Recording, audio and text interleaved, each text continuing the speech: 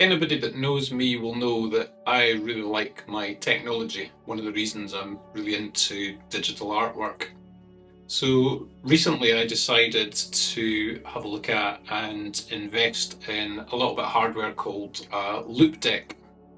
And I've been really impressed with what it can do, particularly how it works really well with Rebelle 5. So today I would like to tell you a little bit about Loupedeck, what it can do, how I've configured it to work with Rebelle 5, and why I think the two really complement each other. My name's Pete Smith. Welcome to Basement Picasso. So this is the Loupedeck hardware. It's a small input device. It's connected by a USB cable, and you can see that it's got 6 rotary push button controls, 3 down the left and 3 down the right, and it's got an interactive display in the middle, so it shows controls and little icons and text for what each of the rotary buttons are programmed to do. And then in the middle we've got 12 programmable display buttons that are touch sensitive and interactive. And then along the bottom we've got 8 further buttons which you can use. When you get the Loupedeck and install it, you'll get software that allows you to configure the way that the Loupedeck is going to work. And this allows you to configure all the buttons, all the rotary controls, all the touch sensitive buttons, etc. It comes with a number of sort of default controls set up, and it's also possible to download what they call profiles for various applications. So if you've got Photoshop or video editors, those sorts of things, you'll be able to get a predefined profile that will configure all these buttons to work really effectively with that particular program. Unfortunately, at the moment, there's no default profile on the website for Rebelle. Hopefully something we can maybe sort out in the future once a few more people see this. And so what I had to do was to create a profile of my own and configure this to work with Rebelle. And that's relatively easy with the software, to be able to make my own profile and then go through a process of adding a number of controls, a number of configurations, a few icons, and basically getting it set up to be able to support the way that I want to work with it. And what we'll do today is go through and show you some of the controls that I've set up, what they do, how I use them, and why I think they work particularly well. So the way that I've chosen to set it up is that the 3 rotary controls on the left hand side I've set up to be able to rotate the screen, to be able to zoom in and out on the screen, and to be able to adjust the brush size. And then on the right hand side I've got colour controls, so I've got hue, saturation and lightness. So those are all the rotary controls, so we can rotate left and right, we'll see in a second, zoom in and out. But these are also push buttons, and when you click on these, then they've also got an extra action which will reset the screen, so we'll show that in a second. And then the keys in the middle, I made a few icons. I carefully copied them from the little icons that are actually part of the program, just so they're very consistent. And at the top, I've made a row of controls that give me paint, mix, blend, and erase. So these are just quick keys that are effectively exactly the same as these little controls up the top here. I've got one hotkey to be able to flip the screen, and then I've got the most important controls, undo and occasionally redo, which are obviously one of the key benefits of being able to work digitally. You can try things out and quickly undo them when you realise they were a complete disaster. Okay, so let's have a look at some of these in action. So if we start off first of all with the rotate control. So at the moment I've just got a pencil, we can do some drawing. And one of the things most people find is when they're drawing, particularly when you're drawing curves, there'll be certain curves and certain angles that are easier to draw, particularly when they're sort of flowing with the natural angle of your wrist. Whereas if you try and draw against that, it can sometimes be a little bit more difficult to follow a particular curve. So being able to rotate the screen around and then being able to work on a curve with the angle working a little bit more naturally with your hand can be particularly helpful. As I said, these also support push actions, so when you click on it, I've got that to reset the screen just back to the starting point so that we can then go back and rotate left and right. Now, one thing that I've noticed, and I'll need to speak to the development team around this, maybe put this in as a possible defect, is there should be a setting where you can go into preferences, and under general canvas you should be able to rotate at cursor, as similar to what you can do in terms of zoom at cursor. And I've got both of these checked at the moment, as you can see.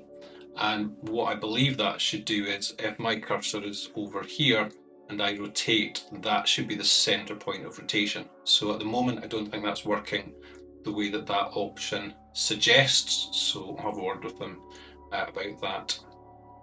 Whereas if we look at the zoom, if we zoom in, then you can see that that's zooming in centered around that particular point, and we can draw much more detail. I can click on the button to immediately zoom out, and if I go down to another part of the drawing, I can zoom in, and again it zooms in at the cursor there, and I can now draw with a bit more detail and then click to be able to zoom out. So that zoom at cursor seems to work perfectly, as you would expect. So those two controls give you tremendous ability to rotate in and then be able to work at different sort of scales, and do whatever sort of level of detail you want, and then be able to zoom in and out very quickly. So those for me, the rotary controls around that were one of the big attractions of being able to use the Loupedeck. Obviously there are the controls, there are shortcut keys. I've got a Huey on canvas, it's got buttons down the side and sliders and things. But none of those I find anywhere near as intuitive or as responsive in terms of being able to just work into your drawing and be able to manipulate the canvas. Obviously, if you've got a touch screen device and you can pinch and zoom, that would obviously give you those sorts of controls. But the device I'm working on has no touch controls. It's not a touch screen, so these really help replace that. So that's the first two. That's the rotate and the zoom. If we go to Paintbrush, and let's just clear the canvas there for a second. So we go to a Paintbrush tool. We've got a brush size. So that one again can give you very quick control on the brush size up to maximum, and then scaling down to being able to do very small strokes. And again, in terms of just sort of speed and access, there's obviously the size slider, there's the ability to have a little panel that can have the size settings, which are all very useful. But again, if you're wanting to just have finer control and something that's really responsive, and you're doing a lot of kind of dynamic brush changing, this means that you can change the size without having to move your hand away or use other sort of shortcut keys. So that one can work really nicely as well. In the middle, we've got the hotkeys that I've done. So flip screen will just flip the screen backwards and forwards. Very good when you're in the middle of a drawing, just to give you a different perspective on it, so that you can see if any mistakes kind of leap out and you have a look at it. So you can flip it backwards and forwards, and then we've got the undo buttons and the redo buttons, just for sort of quick access there. You can see I've still got a few blank buttons. I've got one that's just the clock, so you can see that this is actually a dynamic display. It's not just a kind of static image of the buttons once you load them up. So it's a really nice little interactive display that works various ways with different applications. But at the moment, I'm just still working through what are the most important commands and what things I really want in this sort of setup. At the moment, I'm not even using the buttons at the bottom. This gives me the sort of general level of control that I'm looking for. And when I'm using this in practice at the moment, this is on the desk just to the side of the tablet. When I'm using this in real life, I would normally have this actually balanced on my leg, just sort of down so that it's in a really comfortable position. My hand sort of rests very naturally on it. So I know a lot of people use a keyboard and use keyboard shortcuts and they're doing a similar sort of thing. This for me replaces the keyboard because of these, particularly the rotary controls that this provides for you. So that's the buttons in the middle, and then the last ones are the ones on the right hand side where we've got hue, saturation and lightness.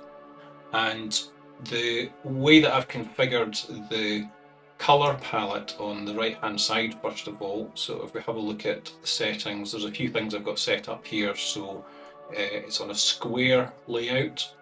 I've got it on a grid of 9x9 colours and 36 hue values. I've got it on the HSLUV settings, which gives you consistency of saturation and intensity. As the colour desaturates, it doesn't change brightness, which is really important. And then the slider up the right hand side is the hue shift. So you can see the colour that's selected by the little circle, and if we start painting with that, you can see we're using that particular colour. So the first one we can look at is the lightness, and what you'll see is if I turn that to the right, then this starts to move darker, and if I turn it to the left, then it's going lighter. So it's just going vertically up and down the colour palette picker. And the advantage of that is that you can do this in real time as you're painting away, and that allows you to very quickly paint gradients, move the colour around, and so if I'm working on a figure, we can go from the shadow through the dark tones, the mid-tones, and then the highlights. And this allows you to really kind of put down colours and shapes very quickly without constantly having to kind of jump backwards and forwards to be picking the colours and trying to move them around and so on.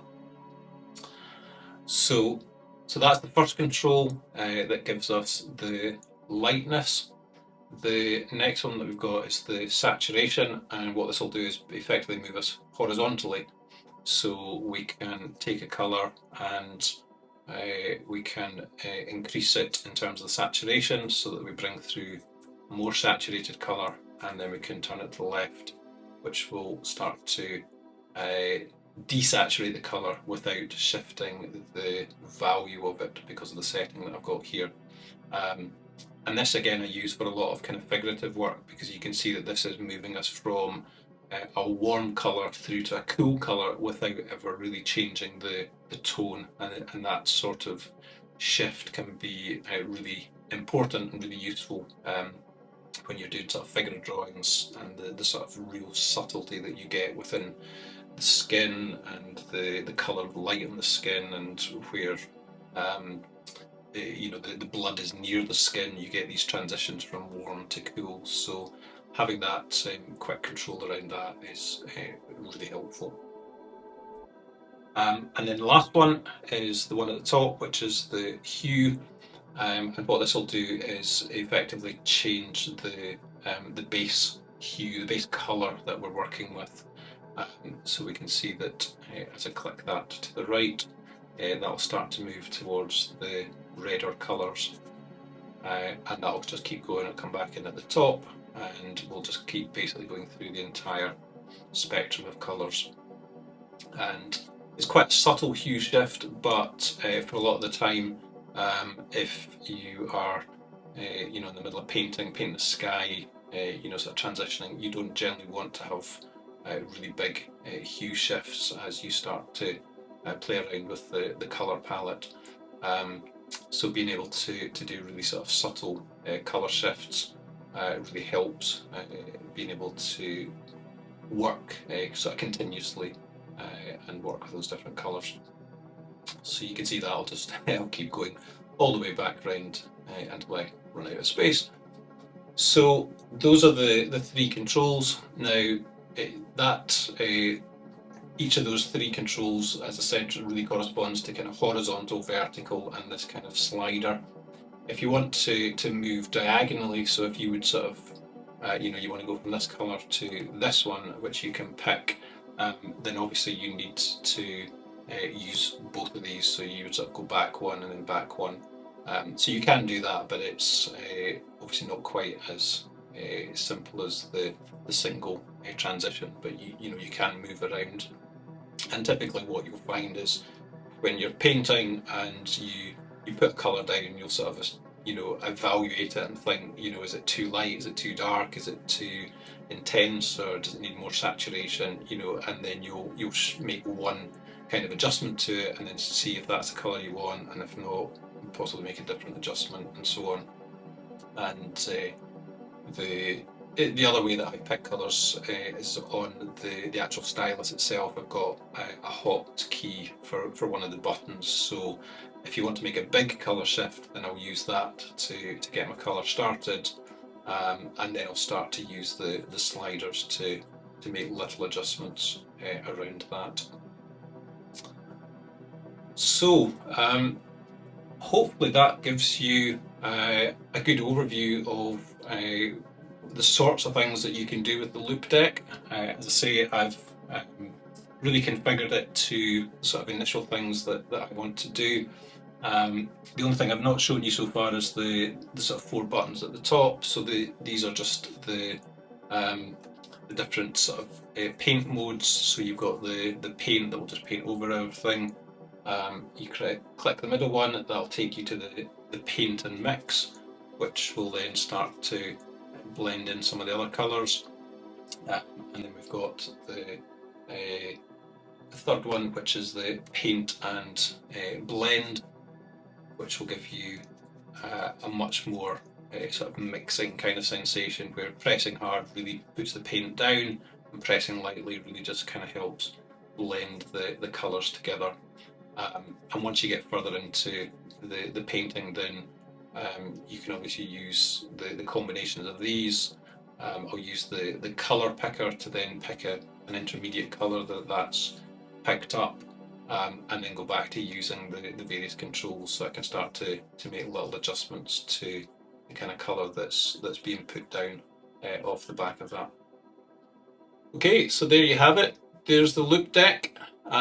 Really nice little piece of hardware. I've been really impressed with how it works. The only thing I had to get was the USB cable you get with it is a little short for the setup that I've got, so to get a bit of an extension cable for that. But other than that, this is a really, really nice bit of hardware. I use it constantly when I'm doing my paintings with Rebelle 5, and I think the two of these together work really, really well. I'd highly recommend this. So, and just to let you know, I'm not sponsored by Loupedeck. I bought this myself. It wasn't a gift or anything like that. I own this personally, so this is a personal recommendation for that as a bit of hardware. But I think the combination of that and Rebelle 5 is just really, really fantastic digital painting experience, so I can highly recommend it. If it's something you're interested in, there'll be an affiliate link in the bottom if you'd like to purchase that. That would help me, and I hope you find it as useful and helpful in your own work. So I hope that helps. If you'd like more of these sorts of videos, please let me know. Please like, comment and subscribe, that always really helps. And otherwise, I hope that was really helpful, and look forward to speaking to you again. Thanks for now.